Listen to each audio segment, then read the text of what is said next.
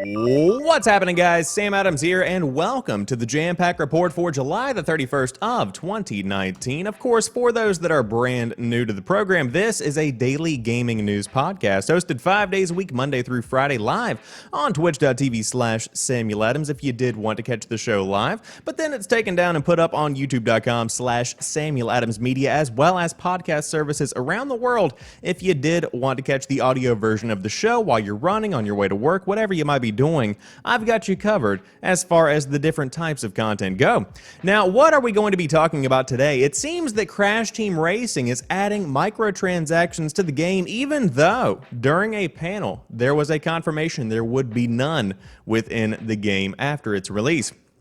Not too good of a look, not too good of a look indeed. Then we have more talk about Electronic Arts profits for Q1 of fiscal year 2019. We will talk about how the company is doing, where they are making their money, and also a couple of interesting tidbits, including, good transition, NBA Live 20, which has been pushed back to late 2019. Very strange for a sports game to be pushed back out of its, traditional kind of release window that normally aligns with the beginning of the season, etc., driving sales because of growing interest. You know how marketing works.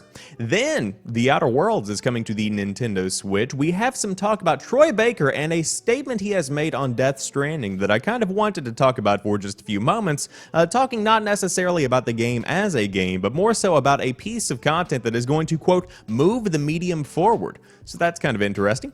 Then we have the closure of a game that was in development, the stopping of a project, if you will. Mavericks Proving Ground has been canned as the studio has been shuttered.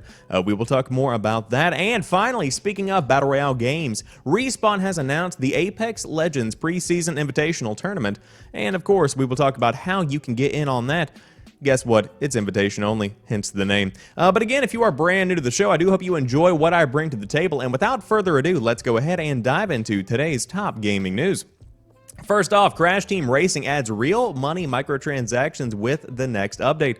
Crash Team Racing Nitro Fueled is a racing game with a lot to do in it, including unlocking customization options for various cosmetic items like skins, items, and even characters. Since release, the game has kind of doled these coins out somewhat thriftily to players who might be looking to unlock everything or are trying to go for something in specific. It turns out there might be a reason why. Wampa coins will soon act as a virtual currency that can be purchased with real money.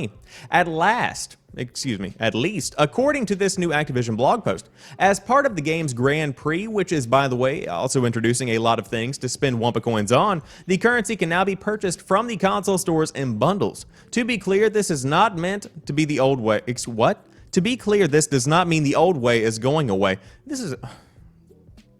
I don't know about this article, man. Players can still earn coins through gameplay, and it does not appear to be adjusted or changed in any way. The update will bring in new character Baby T, a new course called Prehistoric Playground, and a lot of new items. That's a lot of things to earn and a lot of time spent getting them. Good thing they are giving you an out to just get it straight away. Oh man, that was just a bumpy road of an article there, but you get the gist of it. Essentially what's happening here is these Wampa coins are being introduced to Crash Team Racing that essentially allow you to have an alternative route to get some of these in-game skins, cosmetic items, characters, etc. That's pretty much the gist of what's happening here. Now, this is interesting because of the fact that we saw earlier in 2019 that Crash Team Racing is good, but it also doesn't have microtransactions. This is posted on Screen Rant by Cody Gravel, and of course this is after an E3 interview that talks more about the fact that a developer sat down and said that Nitro Fueled is microtransaction free during a hands-on E3 2019 presentation. So that is a big contradictory, as you can see, by the fact that, hey, look, they're being added to the game.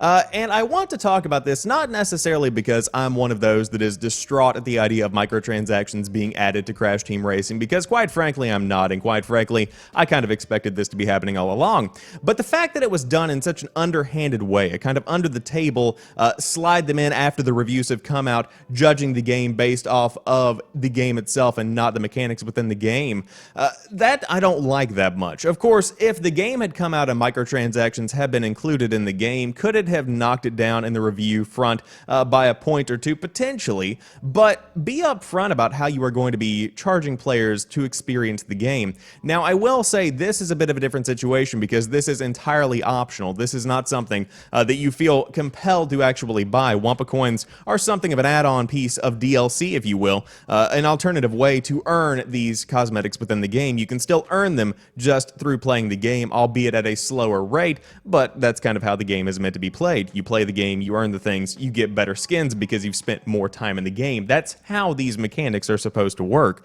And so, if you were curious as to what was going on with the microtransactions in Crash Team Racing, number one, they are happening. Number two, they are coming in an update, and actually I believe they have come in an update, or at least in the next update, as of July 31st of 2019. But I did want to let you guys know that, hey, it looks like even though a game could say that microtransactions are not going to be added to the game, lo and behold, they could very well be added later on down the line. And I really do wish there was a higher level of transparency when it comes to the plans for a game. If you are going to be adding something to the game, especially a mechanic that is as ground-shaking for the foundation of a game as microtransactions are, just be upfront about it. People will begin to understand, or at least if they don't, they'll know what they are getting whenever they get into the game. So, all of that being said, Crash Team Racing adding real money microtransactions in the next update. But speaking of microtransactions, let's talk about Electronic Arts. Nearly half of EA's unit sales are now digital, and let's talk more about other headlines from the financial report for fiscal year Q1 2019. Electronic Arts kicked off its financial year with a quiet quarter of no major releases, posting net revenues of $1.2 billion, just up from $1.1 billion during the same quarter last year. Operating income reached $415 million, and net bookings were reported at $743 million, with the latter down 22% year over year due to a Way Out's launch in Q1 last year and a FIFA 18 World Cup event around the same time.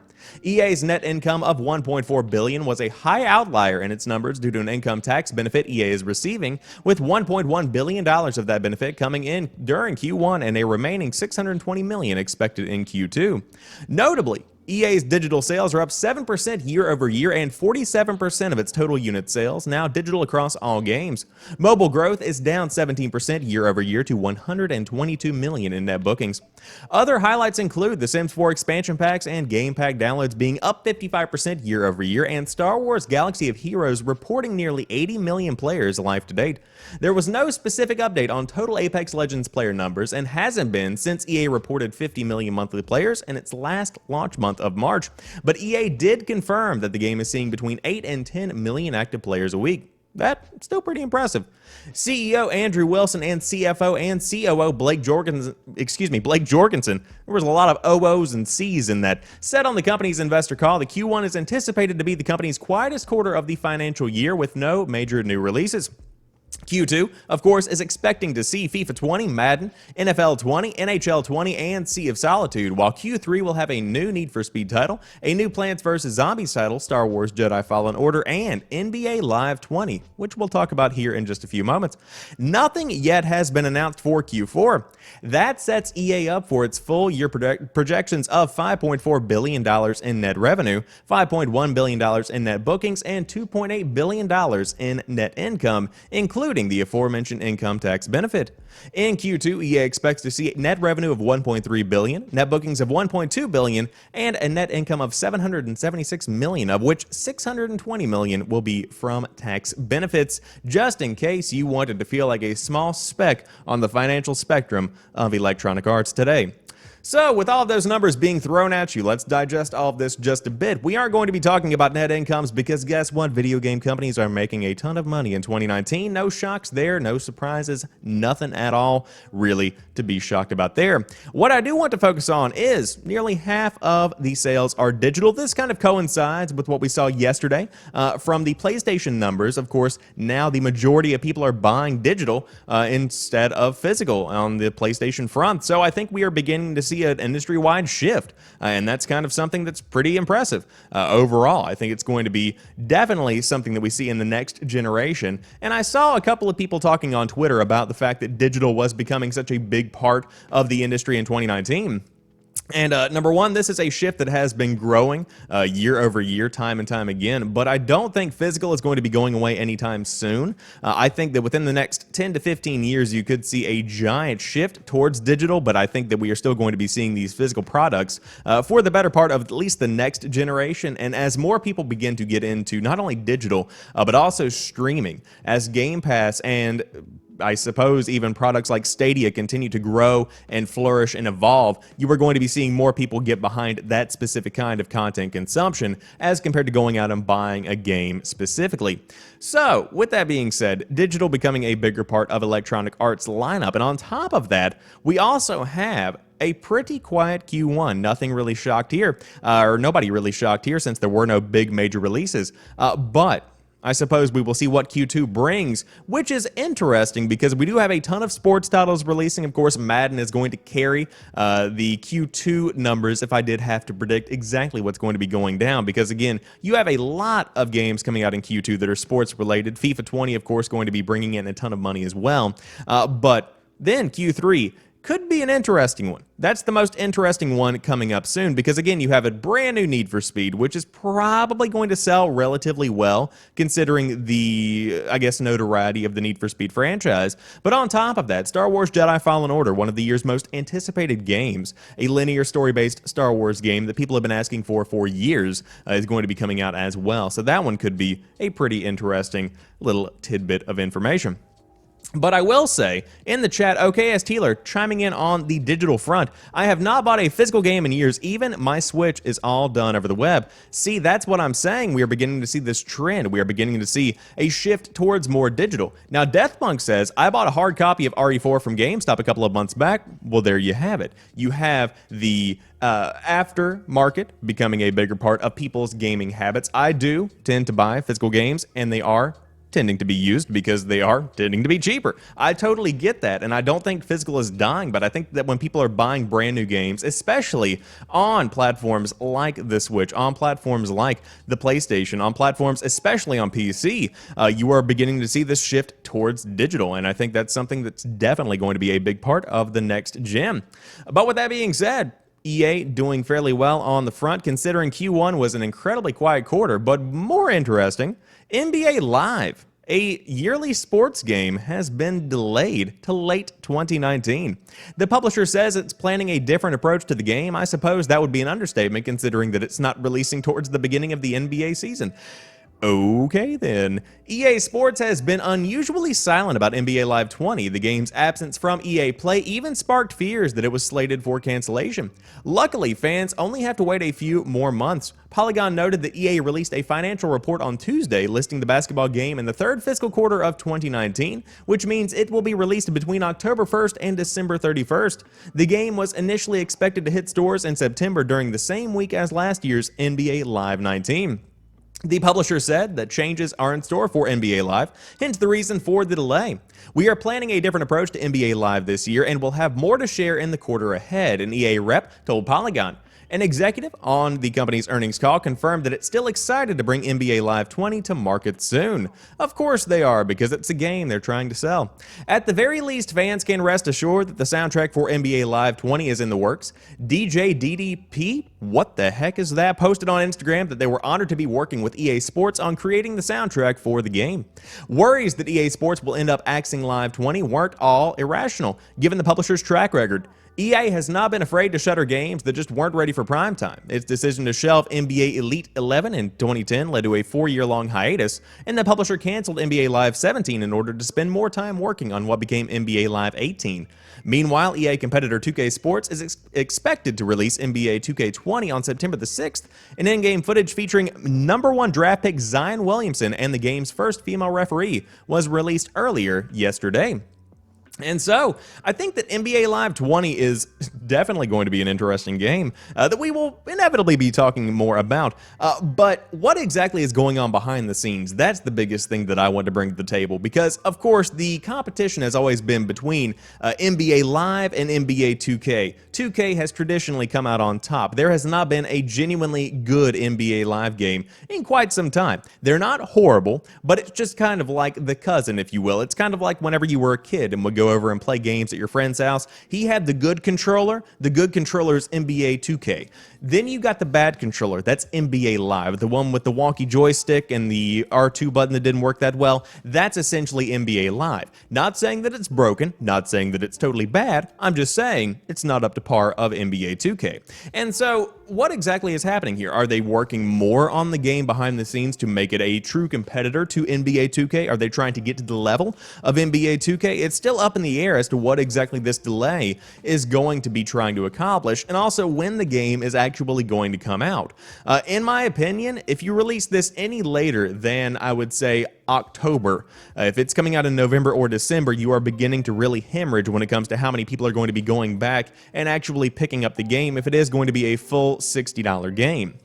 Now, whenever the launch of NBA 2K rolls around, which again kind of coincides with the beginning of the NBA season, you begin to see a lot of people jumping on board, even if they don't plan on watching the whole season or playing the entire season. There is this kind of trend, almost a Madden effect in a way, where people begin to want to play the newest sports game as the season rolls around. Once the season gets going, once things get rolling and the interest kind of fades a bit, then you have a declining interest in the game itself. And so could NBA Live suffer because of the fact that it comes out after the season actually begins? Absolutely. I just don't know exactly what the plan is here for NBA Live. I think personally that they should probably just forego creating any kind of live games in the future and continue focusing on different kinds of EA experiences. Think about the fact that you've already got FIFA, you've already got Madden, you've already got a ton of these sports games that are out there making tons of money. We don't necessarily need NBA Live to really be a profitable kind of company over there at Electronic Arts. And so EA Sports pushing back NBA Live 20, not shocking. I'm more shocked about the fact that they haven't canceled it altogether. I have no idea exactly why they're continuing to make this game, because it just simply isn't good in comparison to NBA 2K. Sometimes you have to focus on what you do best, and apparently NBA games are not what EA Sports does best. Oh man. Oh man. However, The Outer Worlds is coming to the Nintendo Switch. This little bit of interstellar news came out of nowhere. Yesterday, Obsidian and Nintendo revealed that the anticipated sci-fi RPG is coming to the Nintendo Switch. According to executive producer Matthew Singh, the port is developed by both Obsidian and Virtuos, the same company responsible for handling ports of titles like Dark Souls, LA Noire, and Final Fantasy XII. And of course, you can watch the announcement right here if you did want to see it. It's pretty generic. They talk more about the Nintendo Switch, about how it's perfect for the game, yada yada yada. You know the drill. The Nintendo Switch at it again with bringing more and more of these big name titles to the Switch itself. And it's something that really does kind of take me aback every single time I see somebody talking about the Outer Worlds, or specifically big AAA games coming to the Nintendo Switch, because number one, people love the Outer Worlds. Number two, these giant games. I cannot believe the fact that we are getting stuff like Doom Eternal on the Nintendo Switch. I cannot believe that we are getting The Witcher 3 on the Nintendo Switch. Now, albeit these games are very toned down, especially in terms of textures, but they are still, at their core, these versions of the game that exist on a mobile platform that is technically a hybrid platform, but you understand what I'm getting at there. To see these giant experiences that are AAA stellar experiences coming to the Nintendo Switch proves that the console is just enough there. There's just enough technology to make these games, number one, worthwhile for the developers to put in the time, effort, and money to make it possible. But on top of that, there's just enough hardware power there to make the actual experience possible. Like literally, it's just possible to make it happen on a mobile platform. But if you were wanting to play The Outer Worlds, of course, coming out on the Xbox One, the PS4, and the PC, now coming to the Nintendo Switch, if you did want to check out the big open world sci-fi RPG that has a Fallout kind of approach to it, this is, of course, one of my most anticipated games of the year. Very cool looking game. It's going to have tons of dialogue, various paths branching dialogue that you can take and choose your own adventure in a kind of way. Very interesting to see it coming to the Switch, but nonetheless, I am sure that it will definitely be one of the biggest games of the year across every platform, because, man, it looks very, very impressive. If you guys are looking for a game to add to your list, this is one to definitely keep an eye on. But Death Stranding, let's talk more about that, because that's also one of the year's most anticipated games, and now Troy Baker has made a statement talking about the game itself. Kojima is trying to move the medium forward, not just move copies, according to the voice actor slash, I suppose, motion cap actor. You know Troy Baker, he's famous for a lot of various things. One of the actors who worked closely with Hideo Kojima during the making of Death Stranding believes it won't just be any game. Troy Baker, who plays Higgs in Death Stranding, recently spoke about his role at the Manchester Comic-Con. In an interview with Push Square at the show, Baker said Kojima is trying to make a statement. Quote, "If you know anything about Hideo Kojima, he doesn't make games. He's an amazing world builder. He's trying to move the medium forward, not just trying to move copies," said Baker, adding that the game will definitely be a statement. More broadly, Baker said Death Stranding will sell on Kojima's name alone, not because of the multiple A-list actors starring in the project. Quote, "This will be a game that names sell, and it won't be Norman Reedus and Mads Mikkelsen. And it sure as shit won't be Troy Baker. The name that it's going to sell, this game, is going to be Kojima," added Baker. And so, of course, Death Stranding coming out on November the 8th of 2019. And it is going to be a very interesting game, as we see in the chat. There's definitely a lot of hype surrounding the idea of Death Stranding. Personally, I have no idea what this game actually is. I see trailers, I see discussions, I see interviews, I see snippets. We have the talk about Heartman, which we talked about on an episode of the show a couple of days ago, where essentially a character is existing within the game, and he dies every 21 minutes and is resuscitated, and he has a 3-minute period where he explores this world of the underworld, and then he comes back and writes.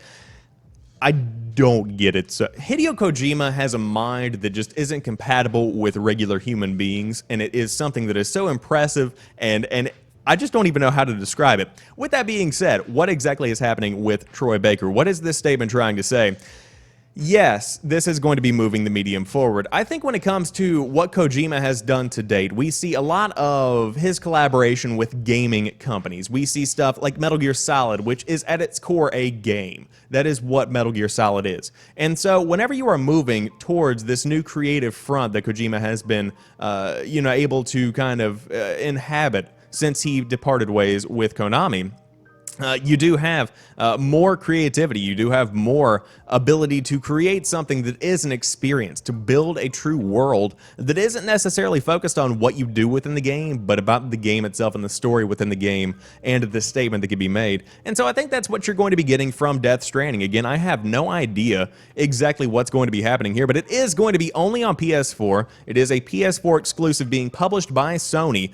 So with that being said, you are going to be getting it on the PlayStation 4 and the PlayStation 4 Pro. I would even go so far as to hypothesize you could be getting a port to the PlayStation 5 on launch, which would make a lot of sense and probably sell a good many copies.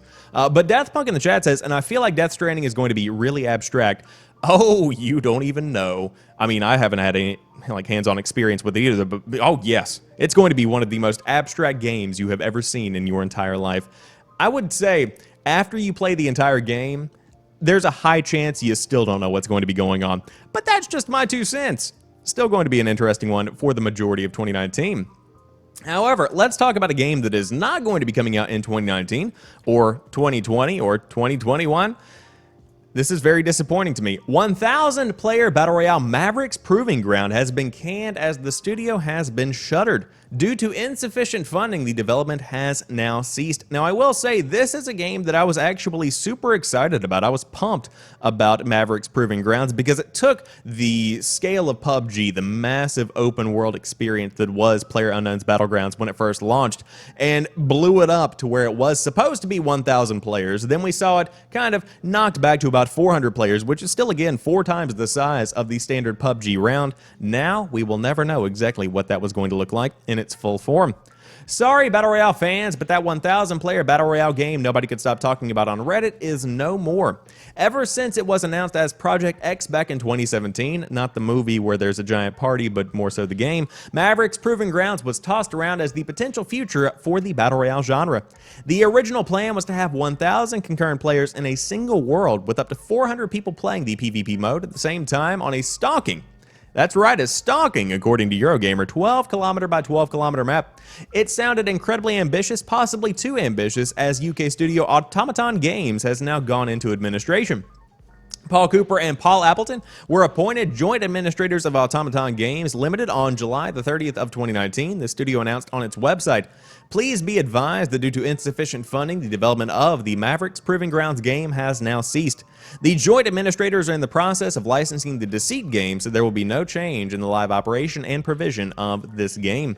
Back in June last year, Eurogamer took a look at some of the gameplay for Mavericks. At that point, closely resembling PUBG, albeit with some distinguishing features. Aside from the enormous player numbers and size, the game promised a large player hub with vendors, a dynamic weather system, environmental destruction, and player tracking. Johnny Sciodani, I believe I said that correctly, wasn't entirely convinced by that demo, however, particularly as it only featured 1/100th of the total player count. If you want to further lament what it could have been, have a browse of the game's website for more of what very well could have existed.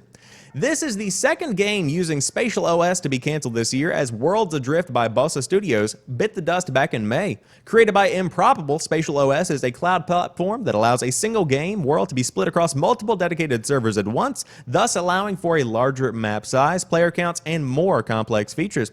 Another noteworthy project currently using the technology is Midwinter Entertainment's co-opetition titled Scavengers, so we will have to see how that one turns out when the playtests begin later this year. Now in the chat, Deathpunk says, oh thank God we don't need another BR. I would say that we don't necessarily need another BR, but to be able to have a brand new game that pushes Battle Royale forward, I think could certainly be something that would be welcomed in the industry. Now was that going to be Mavericks Proving Grounds? Again, I suppose we will never know. But I think there's always room in the industry for something to be built on an existing idea, and Battle Royale in and of itself is a good idea. It's a good concept that I feel like a lot of companies haven't necessarily experimented with. Many companies have released a game in the Battle Royale genre at this point, but we don't necessarily see too much experimentation. We see it a bit with Apex Legends, which has changed up the way the game is played, focusing on a three-man squad and focusing more so on the gameplay itself rather than the ever-closing circle kind of scenario. It's an interesting way that Apex Legends approached Battle Royale. But to be able to have innovation, I think, definitely drives the industry forward. And so to be able to build on what PUBG laid down, to be able to build on what Fortnite then laid down, to be able to build on what Apex Legends has been laying down, to be able to build on these former experiences just proves that there is more innovation, more transformation that can be had within this subgenre, as I like to call it. But Mavericks Proving Grounds looked fantastic. Checking out the alpha, which was, again, announced last week. That's something this article didn't mention. This game went into alpha last week. There was a giant video uploaded on, I believe, July 25th, 2019. that showed off the fact that there was gameplay coming, that you could jump into the game and give it a shot, and lo and behold, just a week later, here we are, game dead on arrival. Crazy to see how quickly this has all evolved. But man, this was one that I had my eye on for quite some time. I was really looking forward to it. The shooting looked tight. The shooting looked like it was going to be a very, very fun arcade-style experience almost. I was definitely looking forward to this one because I haven't really been feeling Battle Royale games as of late. I've been playing Battlefield 5 pretty much the majority of the summer as my go-to game. I'm looking forward to Modern Warfare, which of course has no Battle Royale mechanic that we know of quite yet. But man, disappointing to see that, of course, Mavericks Proving Grounds has been shut down. But on top of that, the studio behind the game, Shuttered, that's always a bad piece of news to get because people lose their jobs, and you never want anybody to lose their jobs. Man, that sucks. That sucks indeed.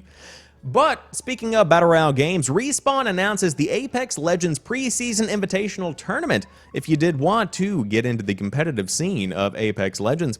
The Apex Legends competitive scene is already booming, with one tournament under its belt and another one on the way next month. Respawn Entertainment announced the game's next big competition, the Apex Legends Preseason Invitational. The invitation-only tournament will include 80 teams from around the world, specifically chosen by Respawn. These teams will then face off for their share of the $500,000 prize pool. Respawn will host the tournament in Krakow, Poland from September 13th through the 15th. Because the event is by invitation only, there will be no qualifier for this tournament. Instead, teams will have to register on the Apex Legends website to have a chance at being selected. While the Invitational is certainly a major tournament, this is not the first Apex has had. Apex's first major tournament was the XP Pro-Am from earlier this month. In early August, the game will have its biggest tournament yet at the 2019 X Games. The X Games tournament will be a combination of invited teams and teams from online qualifiers that were held for the tournament back in June. All of these competitions are part of Apex Legends Preseason, and it is not yet clear when that will happen. It is not yet clear what will happen after that when the game's first real competitive season begins, but it is possible that Respawn may have plans for either a more regulated tournament structure or a seasonal or even a league setup similar to League of Legends LCS or the Overwatch League. And so we have the confirmation of Apex Legends Preseason Invitational, and I think this is a pretty good move on the front of Respawn Entertainment, because as Battle Royales continue to grow and evolve, you see more of the competitive scene beginning to emerge, and I think that's important to embrace, because you have the Fortnite World Cup being covered by every major news outlet. There is so much coverage of the Fortnite World Cup. The fact that the 16-year-old Bugga won $3 million by getting first place in the final solos round. It was insane to actually follow the coverage of the news itself. And so whenever you have that amount of coverage and that amount of exposure coming for a game that is already roughly about 2 years old, to be able to embrace the side of esports for Apex Legends potentially promises more investment from investors, but on top of that, more interest in general, more following in the gaming community as more people begin to watch, begin to get invested in the game. You know, that kind of trend begins to bring more people into the ecosystem, and so I really think it is a good move to bring a preseason invitational to be able to bring in more competitive competition in the long run, as if there's any other kind of competition. But if you did want to get in on the experience, I would say unless you were super good, you might not be able to get in on this one. But a ton of people have been putting together teams if you do want to get into Apex Legends on the competitive front. Overall, very fun game that has a very high skill cap. I think that you can definitely do a lot within the world, and it's cool to see them finally giving the game the updates that it does deserve. We saw a period of a few months where there was nothing happening in the world of Apex Legends. You saw a few tweaks here and there, a couple of balance changes, but until recently with the launch of Season 2, there really wasn't too much going on. Of course, mainly to ensure that the quality of life for the developers was ensured, which is, of course, a pretty good move to make. But overall, glad to see there's finally some kind of movement within not only the content, but also within the future of the game, what the game itself is going to be bringing to the table throughout 2019 and beyond. But with that being said, that rounds out today's episode of the Jampack Report. If you are brand new to the show, thank you for watching the entire thing, and if you did make it to the end, I appreciate you being here. But the show itself is hosted 5 days a week, Monday through Friday, live on twitch.tv/SamuelAdams, where I have some beautiful people in the chat hanging out today, and you could be one of those if you do want to catch the show live. You can follow, hit that notification bell, and you will be in the loop whenever I go live in the morning. But if you don't want to watch the show live, of course, the show is then taken down and put up on youtube.com/SamuelAdamsMedia, as well as anchor.fm/SamuelAdams, which then puts the show out on Spotify, Apple Podcasts, Google Podcasts, wherever you might want to listen to the show. It will be there on most podcast services. But until tomorrow, you guys have a fantastic rest of your day. I will talk to you soon, and peace.